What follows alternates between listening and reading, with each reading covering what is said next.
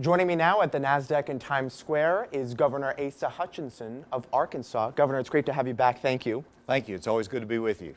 So let's talk about the recently passed tax cuts. I know you've been cutting taxes in your state, but to see taxes cut on a federal level, that's got to be gasoline on the fire for your state. It's a double bonus. First of all, we've lowered our income tax rate in Arkansas for about 90% of Arkansans. $100 million one year, $50 million next year that will be ongoing, largest income tax cut in Arkansas history, which really helps the small business owner, consumer spending. And then you look at the federal tax cut. It first of all increased the standard deduction. It helped corporate spending in terms of businesses that invest in employees and in expansion. So it helps us keep that economy moving forward. But one thing that sometimes is not recognized is that investor-owned utilities incorporate the corporate tax rate into the utility rate. So when their tax rate goes down, the utility rates will go down. So our Public Service Commission will be lowering utility rates based upon the tax bill that was passed. So another benefit to the consumer in Arkansas. Very delighted with our economic growth in the state. We hope that it will continue. Well, and it's incredible to see the number of companies across the country give $1,000 bonuses to their employees, even announce wage hikes. Did you see those kind of effects in your state when you cut taxes? We did. When we, of course, it's a smaller scale at the state level, but whenever you cut the taxes, that primarily means that the consumer, that person who's making $50,000 a year that gets another $500 in their paycheck, they're going to be spending that on a new set of tires or on more clothes for their kids going to school. That helps the downtown businesses. So it is an investment. You see that spurt through economic growth. And in fact, as we cut individual income taxes in Arkansas, more people began working, hiring workers, and that actually continued our growth in the state. So now you have the federal tax bill that gives us added bonus because you see companies like Walmart that's giving $1,000 bonuses to employees, all depending upon how many years they've worked there.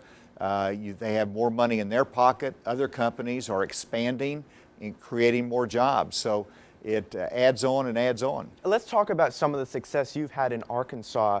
Companies are coming to your state. Why and how are you getting them there? Well, because we have a good business environment. We're a right-to-work state. We have reduced regulations for our businesses. But we also have worked hard for foreign investments in the state, in addition to our existing industry that's expanding.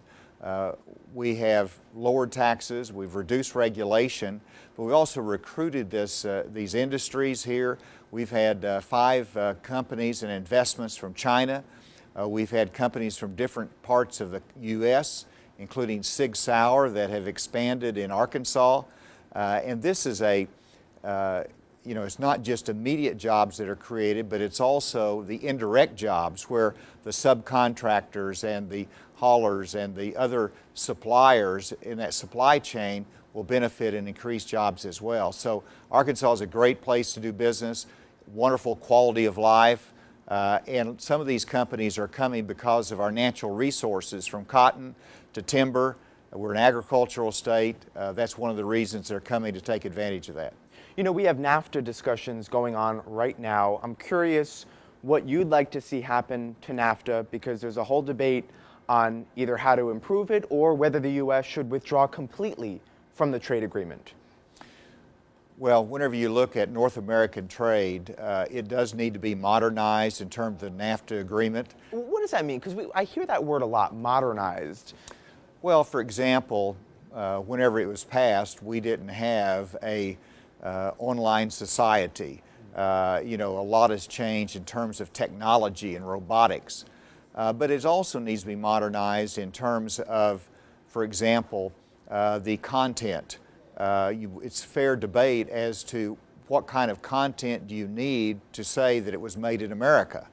Those are fair debates and rediscussion on the NAFTA agreement. But whenever you look at North American trade, it is very important to Arkansas. Canada is our #1 trading partner and Mexico is #2. We have benefited in terms of exports because of North American trade. Agriculture, selling rice to Mexico, we're integrated with the Canadian economy in terms of the automobile industry and manufacturing. And if you tried to disrupt that, then it would hurt us in Arkansas in terms of North American trade. So my message is we can work toward modernizing NAFTA as we should. Everybody thinks that we need to relook at it, but we cannot throw it out the window. Yeah. It's got to be able to continue because that trade is so important to us. You mentioned the rise of robotics earlier, and I understand that you're instituting some new programs to train workers for this new economy. And I'm curious what the details of that plan entail and your overall take on artificial intelligence in terms of whether or not you think it will pose a real threat to jobs in the coming decades. Well, what we've done in Arkansas is recognizing that computer science training is so essential to the workforce of the future. And there's unfilled jobs in that area, so we mandated that computer coding be offered in every high school in Arkansas. And then we moved it to the middle schools, and we've integrated into the lower grades as well. As a result of that, our students that are taking computer science has increased over 400% over the last 3 years. And we've put $5 million to retrain teachers each year, and so that is a significant step forward. The result is that we've got new technology companies moving into Arkansas, and it's creating students that understand the modern workforce and the workplace, and they're able to run the robotics, they're able to support our logistics industry, whether it's transportation and trucking, or whether it's Walmart and retail, or whether it's an innovative company developing software.